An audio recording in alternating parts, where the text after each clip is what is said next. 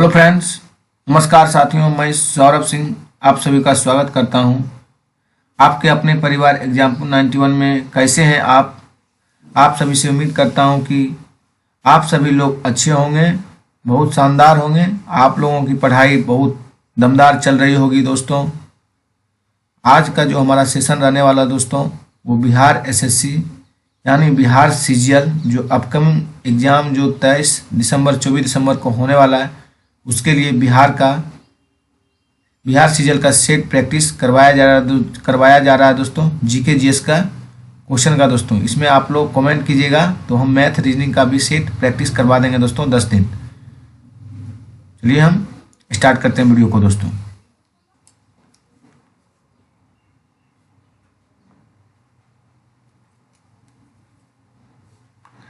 अम्ल वर्षा निम्नलिखित में से किसके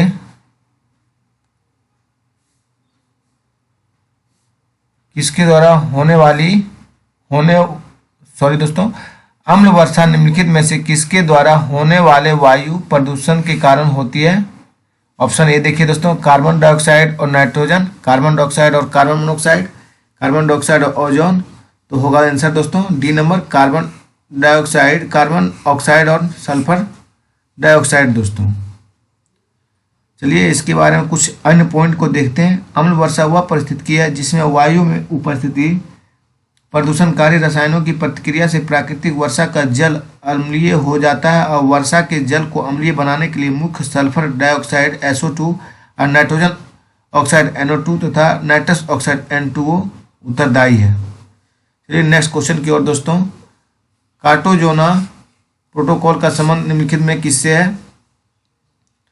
तो हो जाएगा जैव सुरक्षा से दोस्तों। कार्टाजोना किससे? जैव सुरक्षा से दोस्तों। चलिए इसका कुछ पॉइंट दोस्तों। कार्टाजोना प्रोटोकॉल का संबंध जैव सुरक्षा समझौता से 29 जनवरी 2000 ईस्वी के स्वीकार किया गया तथा 11 सितंबर 2003 को लागू किया गया दोस्तों।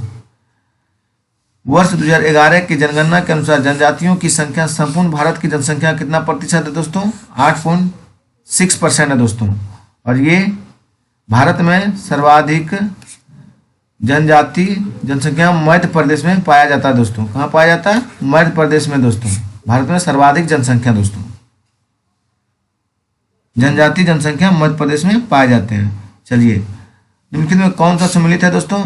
नौखामलाई अभयारण्य मेघालय सही है दोस्तों, ये सुमेलित है। और जो गलत है उसको देखते हैं दोस्तों, ये तीनों गलत है दोस्तों। नागरहोल राष्ट्रीय उद्यान आपका उड़ीसा में नहीं होगा दोस्तों, ये आपका कर्नाटक में होगा। कहाँ होगा? कर्नाटक में दोस्तों।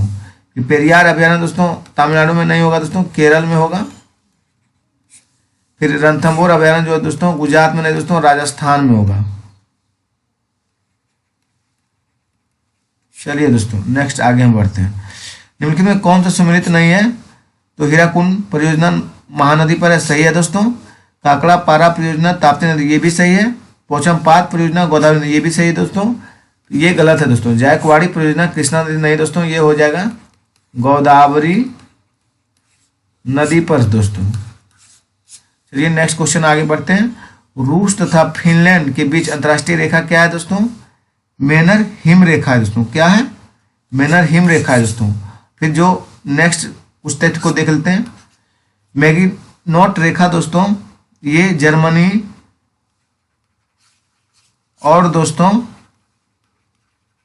फ्रांस के बीच में है। फिर हिंडनबर्ग रेखा दोस्तों, हिंडनबर्ग रेखा आपका ये जर्मनी और पोलैंड के बीच है दोस्तों। फिर चलिए 49वीं समांतर रेखा दोस्तों USA तथा कनाडा के बीच में है। दिमाग में बैठा लीजिएगा इस क्वेश्चन को दोस्तों, एक क्वेश्चन आने की संभावना प्रबल है दोस्तों। विश्व पर्यटन संगठन का मुख्यालय कहाँ स्थित है दोस्तों? आप लोग जानते हैं इसको दोस्तों, स्पेन में है। चलिए नेक्स्ट क्वेश्चन आगे बढ़ते हैं दोस्तों। एशियाई विकास बैंक का मुख्यालय कहाँ स्थित है? मनीला है दोस्तों, मनीला। इसकी स्थापना कब हुआ दोस्तों? 1966 में इसकी स्थापना हुआ दोस्तों। सदस्य देशों की संख्या कितना है? सदस्य देशों की संख्या दोस्तों 67 है। चलिए नेक्स्ट क्वेश्चन की ओर बढ़ते हैं दोस्तों।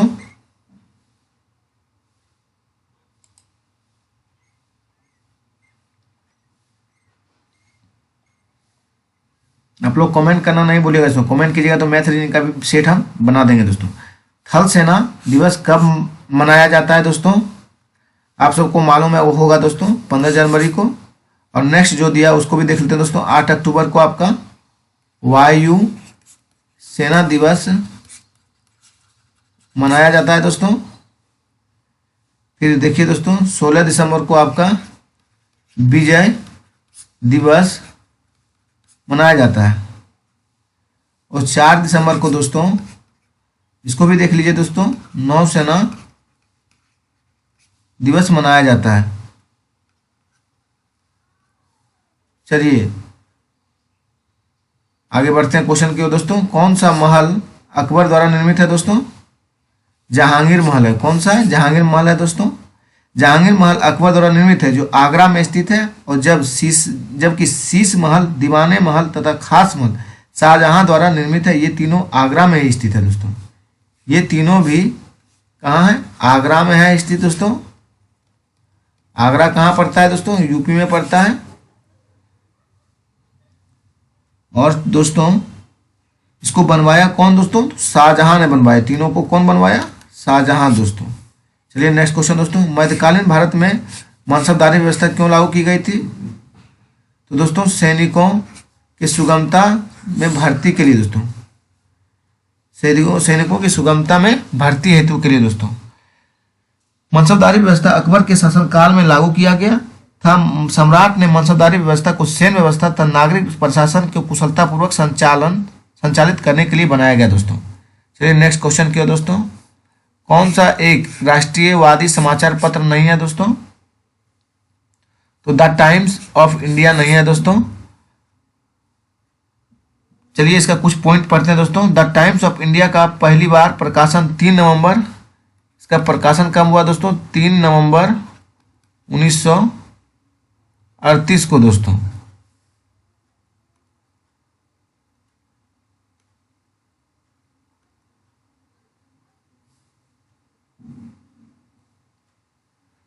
चलिए दोस्तों आगे की ओर बढ़ते हैं। जालियांवाला बाग नरसंहार किस गांधीवादी सत्याग्रह के संबंध में हुआ था दोस्तों? रोलेक्ट एक्ट सत्याग्रह।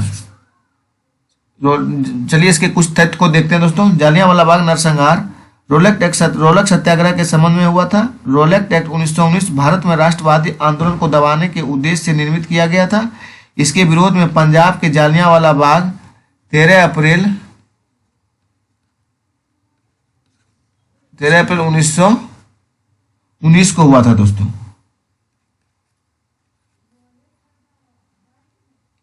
और आयोजित की गई थी। उस सभा पर जनरल डायर ने गोली चलवाई थी जिससे हजारों लोग शहीद हुए थे दोस्तों। चलिए नेक्स्ट क्वेश्चन की ओर दोस्तों। किस सुल्तान ने जमीन पर फसल की नपाई का आधा राजस्व के रूप में निर्धारित किया था? ये था दोस्तों अलाउद्दीन खिलजी था। चलिए इसके कुछ तथ्य को पढ़ते हैं। अलाउद्दीन खिलजी ने अपने शासनकाल में आंतरिक बिचौलियों का दमन करते हुए गांवों से सीधा संबंध स्थापित किया। उसने भू राजस्व उपज का आधा भाग 50% निर्धारित किया। इसके काल में भू राजस्व दरें संभवतः सबसे ऊंची थी। भू राजस्व को खराज कहा जाता था। इस भू राजस्व वसूली का हिसाब पटवारी रखते थे। चलिए आगे क्वेश्चन की ओर चलते हैं दोस्तों।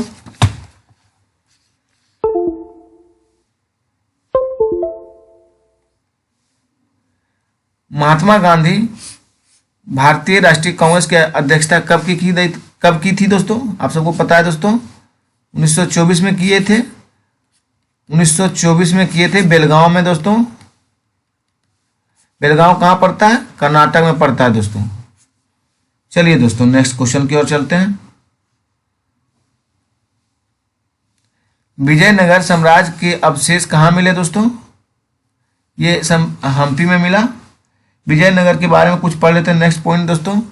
विजयनगर साम्राज्य की स्थापना 1336 ईस्वी में हरिहर एवं बुक्का नाम के 2 भाइयों ने की थी। इस साम्राज्य की राजधानी हम्पी थी। वर्तमान में यह विजयनगर साम्राज्य के अवशेष देखे जा सकते हैं। और इसलिए इसे यूनेस्को द्वारा विरासत स्थलों में शामिल किया गया। और विजयनगर साम्राज्य के पतन के पश्चात इसके अवशेष हम्पी कर्नाटक में मिले हैं। चलिए आगे बढ़ते हैं दोस्तों। त्रिपिटक किसकी धार्मिक पुस्तक है? आप सबको मालूम होगा दोस्तों, बौद्धों का त्रिपिटक धार्मिक पुस्तक है। चलिए नेक्स्ट क्वेश्चन, नहीं इसके बारे में कुछ पढ़ लेते हैं दोस्तों। त्रिपिटक बौद्ध धर्म का प्रमुख ग्रंथ है। इसमें महात्मा बुद्ध के उपदेशों को संग्रहित किया गया। यह पाली भाषा में लिखा गया ग्रंथ है।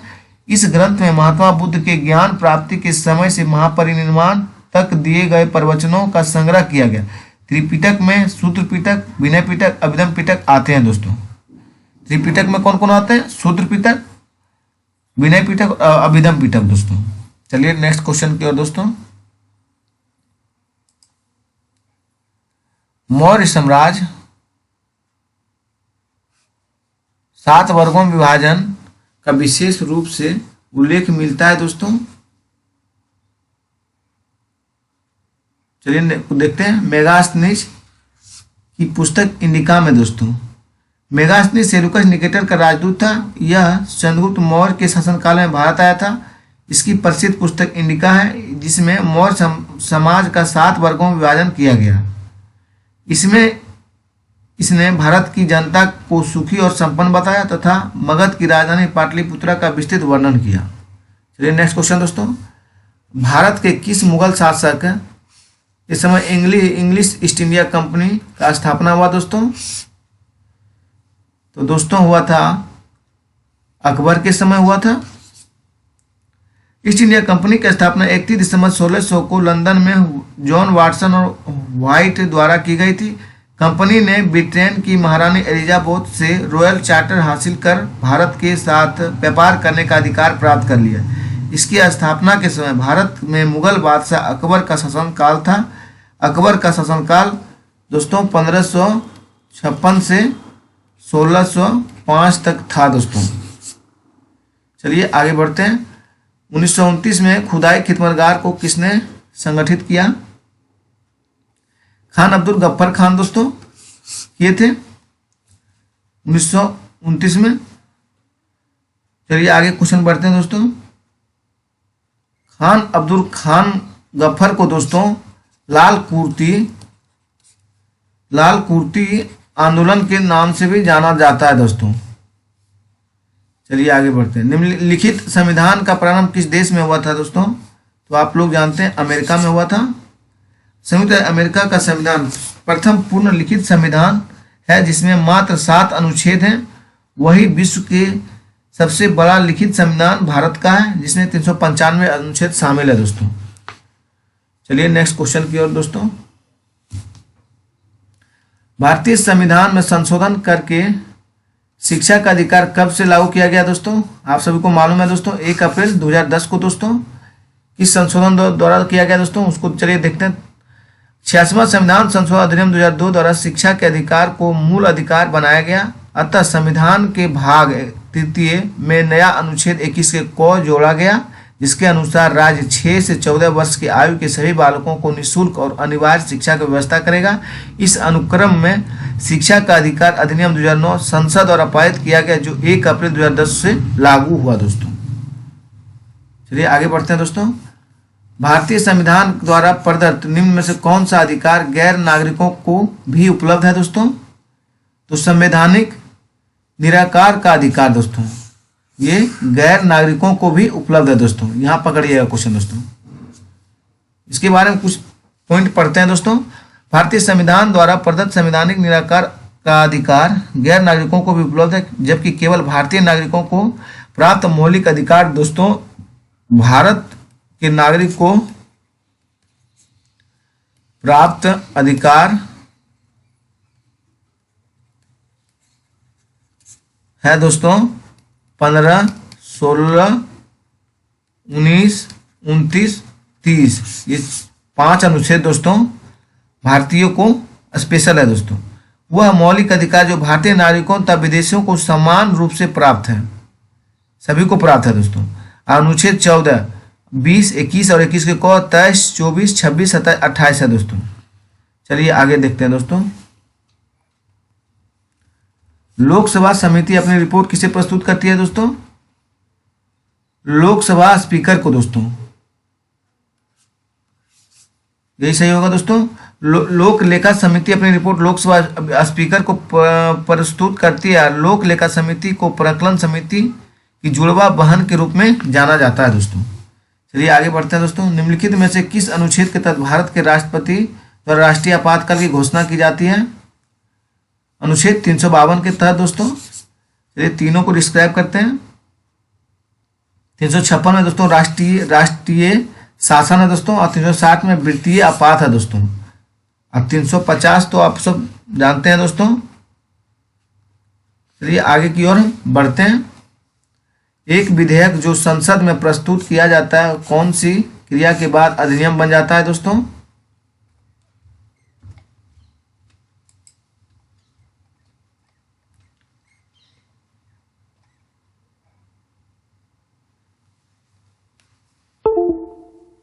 जब राष्ट्रपति अपनी सहमति दे देते हैं तब दोस्तों, तब वो क्या बनता है? कानून बन जाता है दोस्तों। कोई विधेयक दोनों सदनों लोकसभा तथा राज्यसभा में पारित होने के पश्चात राष्ट्रपति की अनुमति के बाद ही अधिनियम बनता है। जब विधेयक राष्ट्रपति के समक्ष प्रस्तुत किया जाता है तो राष्ट्रपति उस विधेयक को अनुमति देने की घोषणा कर सकता है और रोकने की घोषणा कर सकता है या पुनः विचार के लिए वापस भेज सकता है दोस्तों। चलिए नेक्स्ट क्वेश्चन की ओर दोस्तों। जिस समिति की सिफारिश पर भारत में पंचायती राज स्थापना की गई उसका अध्यक्ष कौन था दोस्तों? बलवंत राय मेहता समिति थी। कौन था दोस्तों? बलवंत राय मेहता समिति। चलिए आगे पढ़ते हैं दोस्तों। पंचायती राज की स्थापना कौन बलवंत राय मेहता समिति की थे? इसके अध्यक्ष बलवंत राय मेहता थे, इसलिए इन्हें पंचायती राज व्यवस्था का वस्तुकार भी कहा जाता है। इन्होंने ग्रामीण क्षेत्रों में त्रिस्तरीय पंचायत प्रणाली का सुझाव दिया था दोस्तों। 18 वर्ष की आयु का मताधिकार का प्रयोग पहली बार आम चुनाव में किया गया दोस्तों। 1989 में किया गया था दोस्तों। 61वां संविधान संशोधन अधिनियम द्वारा मताधिकार की आयु 21 वर्ष से घटाकर 18 वर्ष कर दिया गया और 28 मार्च 1989 ईस्वी को प्रभावी हुआ।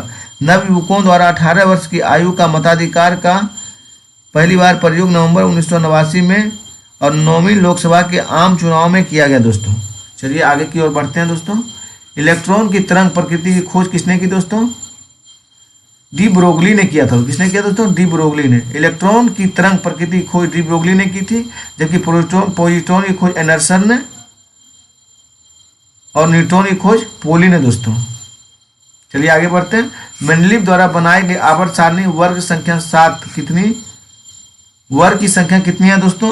पूछ रहा वर्ग दोस्तों, तो आप लोगों को पता है दोस्तों 9 है, आवर्त 7 है दोस्तों। इसके अनुसार तत्वों का भौतिक गुण, रासायनिक गुण उनके परमाणु भारों के आवर्त फलन होते हैं दोस्तों। मिथाइल ऑरेंज के क्षारीय विलयन का रंग कैसा होता है दोस्तों? आप सबको मालूम होगा दोस्तों, पीला होता है। मिथाइल ऑरेंज के क्षारीय विलयन का रंग कैसा होता है? पीला होता है दोस्तों। और मिथाइल ऑरेंज अम्लीय में कैसा होगा दोस्तों? गुलाबी होगा। और क्षारीय में पीला होगा और उदासीन विलयन में नारंगी होगा दोस्तों। और लिटमस में दोस्तों लिटमस जो है अम्लीय में लाल होगा और क्षारीय में नीला होगा और उदासीन विलयन में दोस्तों बैगनी होगा लिटमस। अब फिनोल पैथिलीन दोस्तों अम्लीय में रंगहीन होगा और क्षारीय में गुलाबी होगा और उदासीन विलयन में दोस्तों रंगहीन होगा। चलिए आगे बढ़ते हैं दोस्तों। प्राकृतिक रबड़ को कठोर बनाने के लिए क्या मिलाया जाता है दोस्तों? कार्बन मिलाया जाता है। प्राकृतिक रबड़ को कठोर बनाने के लिए क्या मिलाया जाता है दोस्तों? कार्बन को मिलाया जाता है। कार्बन रबड़ को काफी मुलायम, प्राकृतिक में रबड़ काफी मुलायम होते हैं जो कठोर बनाने के लिए इसमें कार्बन मिलाया जाता है। तब इसका प्रयोग ट्यूब, टायर आदि बनाने में किया जाता है। चलिए नेक्स्ट क्वेश्चन दोस्तों। स्मेल्टाइट निम्न में किसका अयस्क है दोस्तों? कोबाल्ट का है। किसका है? कोबाल्ट का है। स्मेल्टाइट कोबाल्ट का अयस्क है। इसका रासायनिक सूत्र CaAs2 होता है। कैलेमाइन जिंक का एवं इप्सम लवण मैग्नीशियम धातु प्रमुख अयस्क है दोस्तों। उजला थोथा व्हाइट विट्रॉल का रासायनिक सूत्र क्या है दोस्तों? ZnSO4 7H2O दोस्तों। फिर दोस्तों CuSO4 5H2O को नीला थोथा कहते हैं। इसको क्या कहते हैं? नीला थोथा कहते हैं दोस्तों। फिर दोस्तों FeSO4 7H2O क्या कहते हैं? इसे हल्के रंग के रवे क्रिस्टाइल के रूप में होता है दोस्तों, ब्लू विट्रोल इसे कहते हैं। चलिए आगे बढ़ते हैं दोस्तों। किस ग्रह का सबसे घनत्व सबसे कम है? शनि का है दोस्तों। सबसे कम घनत्व किसका? शनि का। सौर मंडल के ग्रहों में सबसे कम घनत्व शनि ग्रह का। इसका घनत्व जल से भी कम है, अर्थात इसे जल में रहने पर तैरने लगेगा। घनत्वों के अनुसार ग्रहों का क्रम बढ़ते क्रम में शनि, अरुण, बृहस्पति, नेपच्यून, मंगल, शुक्र है दोस्तों। चलिए आगे नेक्स्ट की ओर बढ़ते हैं दोस्तों। किस देश को विषुवतीय रेखा नहीं गुजरती है? अर्जेंटीना नहीं गुजरती है दोस्तों। चलिए विषुवत रेखा से निम्न देशों से होकर गुजरती है, उसको देख लेते हैं दोस्तों। इक्वाडोर, कोलंबिया, ब्राजील, गैबोन और कांगो गणराज्य। लोकतांत्रिक कांगो गणराज्य Uganda, Kenya, Somalia, Maldives, Indonesia तक कीवा रहती, जबकि ब्राजील से होकर मकर रेखा नहीं गुजरती है दोस्तों। चलिए नेक्स्ट क्वेश्चन की ओर बढ़ते हैं दोस्तों। एशिया का सर्वाधिक टीन उत्पादक देश कौन है दोस्तों? मलेशिया है। कौन है? मलेशिया है दोस्तों। एशिया का सबसे अधिक टीन उत्पादक देश मलेशिया है। टीन के निर्यात में यह विश्व के प्रथम स्थान है। मलेशिया के इपो टीन खनन का प्रमुख केंद्र है दोस्तों। शीतोष्ण कटिबंध क्षेत्र का वनस्पति कहलाता है, ये दोस्तों मीसोफाइट कहलाता है। शीतोष्ण कटिबंध क्षेत्र की वनस्पति कहलाती है मीसोफाइट।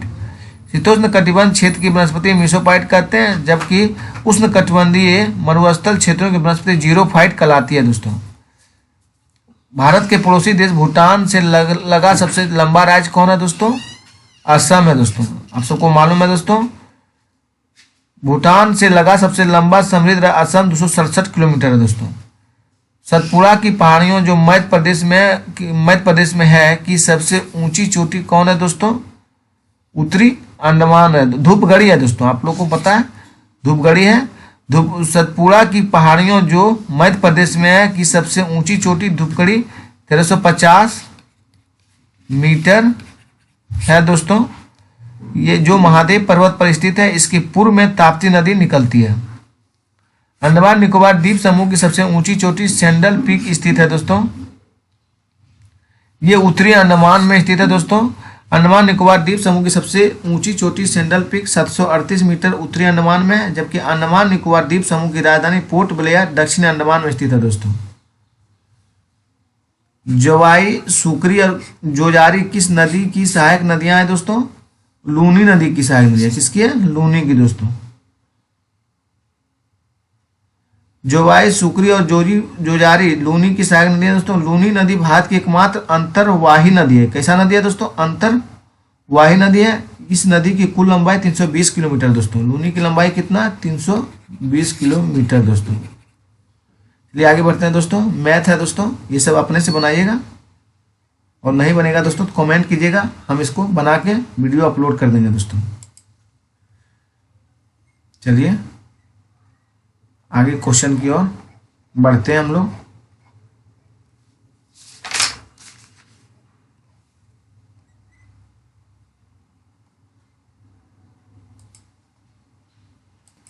इसमें सिर्फ दोस्तों जीके जीएस का डिस्कस कराया जा रहा है। मैथ और रीजनिंग आप लोगों से अगर नहीं बनता है दोस्तों तो आप लोग कमेंट में लिखिएगा दोस्तों, हम उसका वीडियो इस चैनल पे एग्जाम्पल 91 पे अपलोड कर देंगे दोस्तों। चलिए हम आगे स्टार्ट करते हैं। एक गोलीय दर्पण के परावर्ती पृष्ठ के मध्य एक बिंदु होता है जिसे डैश कहते हैं दोस्तों, ध्रुव यानी पोल कहते हैं दोस्तों। एक गोलीय दर्पण के परावर्ती पृष्ठ के मध्य जो बिंदु होता है उसे ध्रुव कहते हैं। दर्पण के वक्रता केंद्र एवं ध्रुव को मिलाने वाली रेखा दर्पण की प्रधान अक्ष रेखा प्रिंसिपल एक्सिस लाइन कहलाती है। फोकस दूरी वक्रता त्रिज्या की आधी होती है। चलिए नेक्स्ट क्वेश्चन की दोस्तों। और किसी चालक में विद्युत धारा द्वारा उत्पन्न ऊष्मा को किस रूप में निरूपित करते हैं दोस्तों? H बराबर I² RT दोस्तों। जबकि किसी चालक की प्रतिरोध धारा बहने में रुकावट डालता है तो उसकी गतिशील इलेक्ट्रॉन निरंतर चालक के परमाणु से टकराते हैं तथा इस प्रक्रिया में अपनी ऊर्जा चालक के परमाणुओं को स्थानांतरित करते हैं, जिसके कारण चालक का ताप बढ़ जाता है और चालक के ताप बढ़ने से इस घटना को विद्युत धारा का ऊष्मीय प्रवाह कहते हैं। किसी चालक में विद्युत धारा उत्पन्न उष्मा H बराबर आई स्क्वायर आर टी जूल है, जहाँ H बराबर उत्पन्न उष्मा दोस्तों, I बराबर चालकों में बहने वाली धारा, R चालक प्रतिरोध, T धारा बहने की समय दोस्तों। चलिए आगे बढ़ते हैं दोस्तों। कौन सी एक रासायनिक अभिक्रिया है? मक्खन खट्टा होना क्या है दोस्तों? रासायनिक अभिक्रिया है।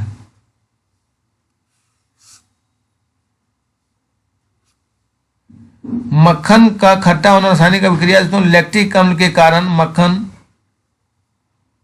दही खट्टा हो जाता है। रासायनिक परिवर्तन अभिक्रिया के बाद पदार्थ को पुनः मूल अवस्था नहीं लाया जा सकता है। कोयला का जलना, कागज का जलना, दूध से दही बनना आदि रासायनिक अभिक्रिया के उदाहरण है दोस्तों। यांत्रिक ऊर्जा किसके बराबर होता है दोस्तों?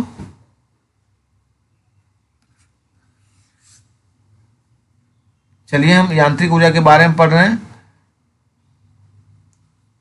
गतिज ऊर्जा प्लस स्थितिज ऊर्जा हो जाएगा दोस्तों। क्या होगा? गतिज ऊर्जा प्लस स्थितिज ऊर्जा। यांत्रिक ऊर्जा बराबर गतिज ऊर्जा प्लस स्थितिज ऊर्जा दोस्तों। स्थितिज ऊर्जा गतिज, स्थितिज ऊर्जा तो किसी वस्तु में उसकी स्थिति के कारण उसमें जो कार्य करने की क्षमता होती है उस वस्तु को स्थितिज ऊर्जा कहते हैं। स्थितिज ऊर्जा mgh। गतिज ऊर्जा किसी वस्तु में उसके द्रव्यमान और वेग दोनों के कारण कार्य करने की कुल क्षमता को वस्तु की गतिज ऊर्जा कहते हैं। गतिज ऊर्जा 1/2 mv² होता है दोस्तों।